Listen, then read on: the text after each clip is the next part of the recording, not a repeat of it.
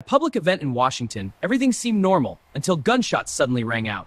Within seconds, the atmosphere collapsed, raising one critical question about whether this was random or targeted. People dropped to the ground, security rushed in, and VIPs were evacuated immediately. In moments like this, confusion spreads faster than facts. At the center of the incident was Donald Trump. That detail alone shifts the meaning of the event from a general shooting to a potentially targeted situation. The most frightening part is not who was hit, but who may have been targeted. That distinction determines whether this is crime or something far more serious. At first, it appeared to be a random shooting. That interpretation kept the situation contained and prevented immediate escalation in public reaction. As investigation details emerge, the narrative can shift quickly. If officials suggest possible targeting, the entire meaning of the event changes. If the target includes political figures, the situation moves beyond crime into the realm of political violence, raising national security concerns. The timing intensifies everything. When such an incident happens close to an election, its political impact becomes far more significant. One possible outcome is a surge of sympathy. Supporters may rally, strengthening political backing and potentially boosting public support. At the same time, it can deepen division. People may argue that political tension has become too extreme,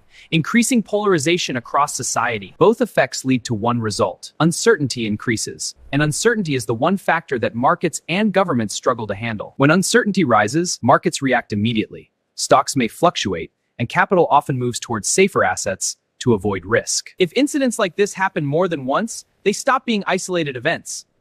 They become a pattern that signals deeper political instability. Because the United States sits at the center of the global system, instability in its politics can quickly spread into global economic uncertainty. So the real question is whether this ends as a single incident or becomes the beginning of a shift in the overall political climate of the United States.